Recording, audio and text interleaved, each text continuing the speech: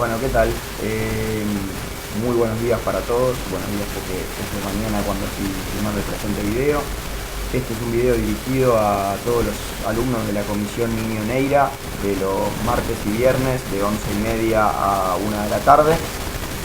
Y bueno, básicamente estamos adoptando esta modalidad dado que en el grupo de WhatsApp que armamos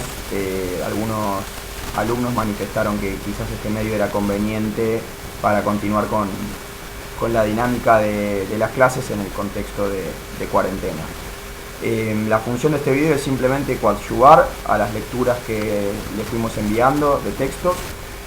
y bueno, en primer lugar decir que la idea es tratar de acortar la duración de estos videos lo más posible para que después puedan ser cargados y puedan ser observados por ustedes, tratando de que el formato lo permita. La realidad es que hace 2 días filmé unos videos de clase con el celular, pero por el colapso del sistema de internet y otras cuestiones no lo pude cargar, así que vamos a probar con una filmación desde una computadora y ver si lo podemos cargar a YouTube para que ustedes puedan acceder a este video. La idea central es dividir en 2 temas los videos que vamos a hacer. El primero es un repaso general de lo visto en los 2 encuentros de clase que tuvimos, para posteriormente investigar un poco por arriba de qué se trata el principio de irretroactividad de la ley penal y después hacer un breve esquema de las teorías de justificación de la pena que mencionamos en clase y que les mandamos un cuadro para que ustedes pudiesen ahondar en qué establece cada teoría. Dicho esto, entonces pasamos a lo que nos compete. Bueno, para iniciar con un análisis de lo visto en clase, cada tanto me van a ver mirando al costado, tengo una hoja para tratar de ir ordenando los conceptos. Primero hablamos de una concepción del derecho penal o cuál es la razón de ser del derecho penal, por qué hay derecho penal. En función de esto hablamos de que el derecho penal es una rama jurídica dentro de un ordenamiento jurídico y un sistema jurídico al que probablemente vamos a escuchar muchas veces que se lo denomina como de última ratio, porque justamente lo que distingue al derecho penal de otras ramas del derecho es la magnitud de la sanción que se impone ante determinadas conductas, que bueno, puede ser, como mencionó Claudia en el encuentro que tuvimos, una pena de prisión o otro tipo de penas. No hay que pensar que el derecho penal simplemente prevé como pena la cárcel. Bien, entonces, habiendo hecho un poco esta introducción de que el derecho penal se trata de una rama del derecho, pasamos a ver algunos aspectos constitucionales que nuestra máxima herramienta jurídica, nuestra máxima norma regula en cuanto al derecho penal en particular. En cuanto a esas herramientas constitucionales, el primer artículo constitucional que lógicamente analizamos fue el artículo 18, que lo van a tener que seguir a lo largo de toda la materia porque es vertebral a la hora de hablar de garantías, a la hora de hablar de proceso penal, a la hora de mencionar un montón de cuestiones que son muy importantes y están contenidas en este artículo. Entonces, el artículo 18, como habíamos charlado en clase, reza aquella fórmula que dice que nadie puede ser penado sin un juicio previo fundado en ley anterior al hecho del proceso. Entonces, para ir evaluando algunas cosas que se desprenden de este artículo, primero, y esto lo hablamos en clase también, ¿cuál es la fuente de creación de normas penales? En realidad no hablemos en plural, sino que hablemos en singular, el Congreso Nacional. ¿De dónde surge la facultad del Congreso de ser el órgano del Estado que legisla en materia penal y que dicta las normas de fondo? Del artículo 75, inciso 12. Una primera distinción entonces para que tengan claro, y esto también recuerdo que lo hemos mencionado, es en materia penal las normas de fondo surgen de una única fuente, que es el Congreso Nacional. Lo que cada provincia reservó para sí es lo que se vincula a las normas de procedimiento o a la forma en la que se va a llevar adelante un proceso penal. Pero entonces tengamos clara esta primera distinción entre cuestiones de fondo y de forma. Normas penales que imponen penas solo pueden ser dictadas por el Congreso Nacional. La delineación de cómo se va a llevar adelante un proceso penal sí es una materia reservada a las provincias. Bien,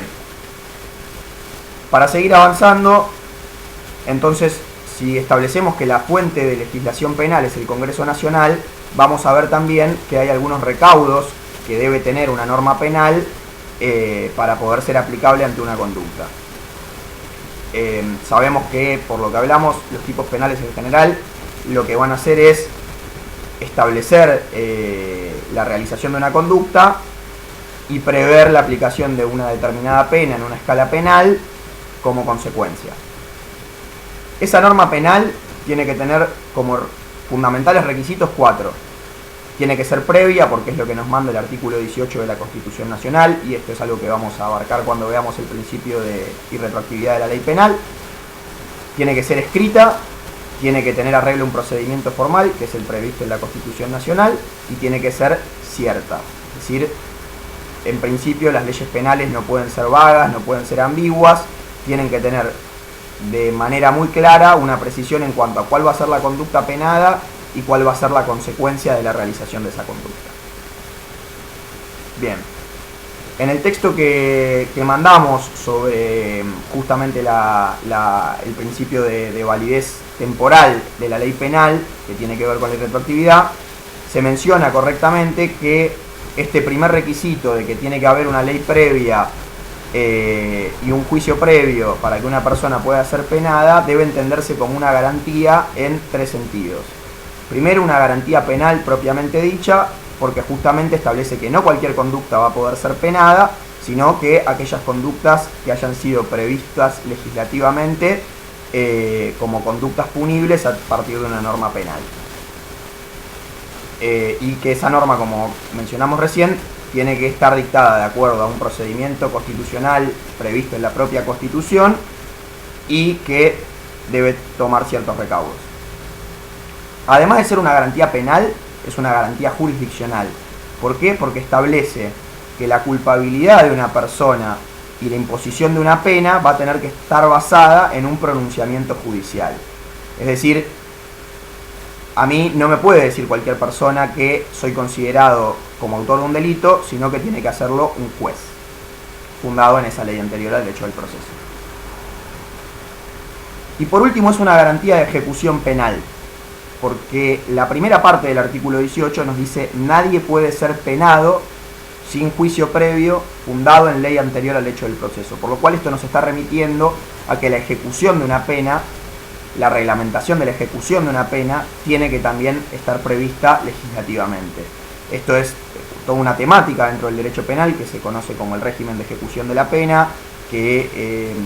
veremos, y más adelante en el desarrollo de lo que nos depara este año hablaremos un poco más sobre eso. Es un tema importante, pero tengan previsto entonces que esta garantía del artículo 18 de la necesidad de una ley previa funciona como una garantía en 3 ámbitos: en el ámbito como garantía penal propiamente dicha, como garantía jurisdiccional y como garantía de ejecución. Bien, ahondando en esto de que, digamos, la única fuente productora en cuestiones de fondo, es decir, en creación de normas penales, es el Poder Legislativo, nos encontramos también con que al Poder Ejecutivo le está vedado dictar disposiciones en materia penal. Fundamentalmente, esto revísenlo, en el artículo 99, inciso 3, se prevé como materia excluida para el dictado de decretos de necesidad y urgencia a la materia penal, entre otras. Esto no debe confundirse con algo que se menciona en el texto que les enviamos, que es con las normas penales en blanco, que en realidad es, digamos, una reglamentación superflua que realiza el Congreso Nacional para establecer un delito, y deja un margen de arbitrio para que el Poder Ejecutivo reglamente más a fondo esa norma penal. Pero en principio tengamos claro que el Poder Ejecutivo no puede emitir disposiciones de carácter penal. Bien, dicho esto, el principio de legalidad del que estamos hablando, que está contenido en el artículo 18 de la Constitución Nacional, tiene un correlato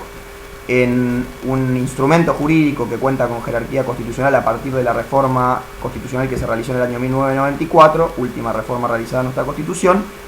que está en el artículo 75, inciso 22. En ese artículo se menciona que determinados tratados de derechos humanos gozan de jerarquía constitucional, entre ellos la Convención Americana de Derechos Humanos, que en su artículo 9 tiene un correlato del principio de legalidad contenido en nuestra Constitución Nacional en el artículo 18. Dicho esto, el artículo 9 de esa Convención Americana de Derechos Humanos debe ser interpretada conjuntamente con el artículo 30 de esa convención. Yo imagino que la mayoría de ustedes lo habrán visto en Derecho Constitucional, por lo menos cuando yo la cursé era jurisprudencia que todavía se daba, la opinión consultiva número 6 de la Corte Interamericana de Derechos Humanos, en la cual básicamente lo que se le consulta a la Corte Interamericana es si el artículo 30, que establece que las restricciones a los derechos y garantías reconocidos en la Convención se pueden limitar por una ley, si la referencia a esa ley es en un sentido formal o en un sentido material. Digamos, la diferencia entre una ley formal y una ley material es que la ley formal debe realizarse en base a un procedimiento estricto, generalmente previsto por una Constitución Nacional, en donde hay una intervención de los tres poderes, en donde el legislativo delinea una ley o crea una norma, el Poder Ejecutivo la reglamenta, la promulga y el Poder Judicial la aplica en caso de ser necesario. Esto es distinto a las normas materiales, que no se dictan necesariamente con arreglo a un procedimiento o donde no necesariamente intervienen los tres poderes del Estado, como podría ser un decreto reglamentario o un decreto de necesidad y urgencia que surge de una potestad constitucional, pero no tiene intervención de los tres poderes del Estado. Para los que no recuerden básicamente el resultado de esa opinión consultiva, la Corte Interamericana de Derechos Humanos interpreta que las restricciones a derechos y garantías deben hacerse mediante una ley formal. Si hay un ámbito en el que esta prescripción va a aplicar, va a ser específicamente en el ámbito penal. ¿Por qué? Porque en general cuando estemos hablando del derecho penal y las sanciones del derecho penal, vamos a ver que están involucrados libertades muy fuertes en cualquier sistema democrático, como lo puede ser la libertad individual a deambular, entre otras. Bien, del artículo 18 de la Constitución Nacional de la que estuvimos hablando, surge alguna cuestión más. Primero, la prohibición de que, digamos, las personas sospechadas de la comisión de un delito puedan ser investigadas y juzgadas por comisiones especiales y sacadas de la autoridad de los magistrados cuya competencia está fijada para entender en las causas penales. Esto, la razón de ser que tiene, es una razón de ser histórica probablemente también, en la que distintos procesos autoritarios que se fueron dando a lo largo de la historia de la humanidad tenían como característica particular juzgar a sus propios responsables de delitos atroces cometidos y no hacerlo a través de los magistrados del Poder Judicial, sino a través de comisiones creadas, sobre todo en el ámbito militar. La última restricción que debemos tener clara, que nos da el artículo 18 también de la Constitución Nacional, es la prohibición de interpretación por analogía. Es decir, cuando hablamos de una ley penal, que como dijimos antes debe ser escrita, debe ser estricta, debe ser previa y debe ser precisa, clara, la prohibición de la interpretación analógica lo que conlleva es que si yo no puedo ajustar una conducta taxativamente a lo que prevé la norma penal, yo no puedo aplicarla a un contexto similar en donde la conducta no encaja completamente en la norma. ¿Por qué? Porque justamente estamos hablando de que el derecho penal es de última ratio, que prevé sanciones que en general son privativas de libertades individuales importantes y que por ende el mandato para la interpretación judicial de las normas penales va a ser simplemente que con claridad una conducta se ajuste a la prescripción penal establecida por el legislador. Si eso no ocurre, no se puede interpretar analógicamente ni aplicar una norma penal a un caso en el que no encaja con claridad.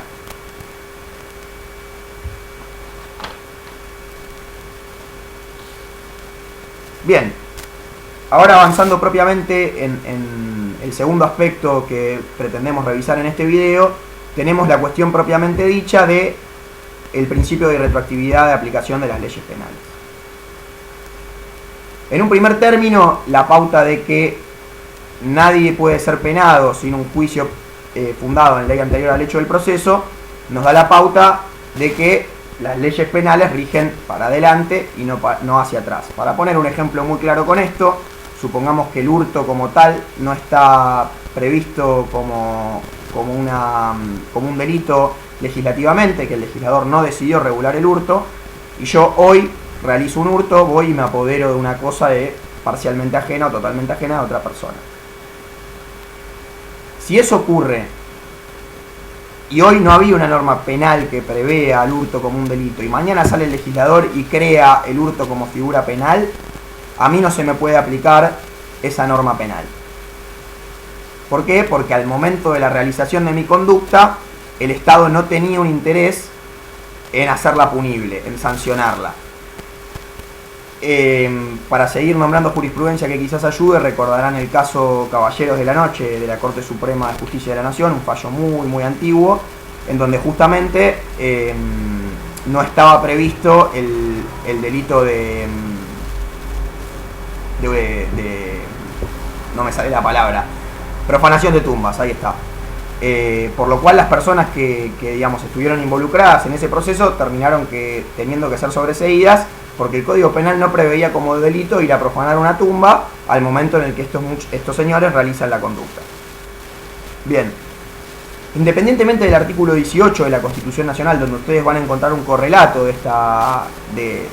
interpretación sobre cómo debe aplicarse la ley penal temporalmente, van a tener que leer también el artículo 2 del Código Penal, con el que ya es conveniente que se vayan familiarizando. ¿Qué nos dice el artículo 2 del Código Penal de la Nación? Que si al momento de realización de una conducta yo tenía una ley vigente que la hacía punible, y en el marco del proceso penal que se está desarrollando con posterioridad a esa conducta surge otra ley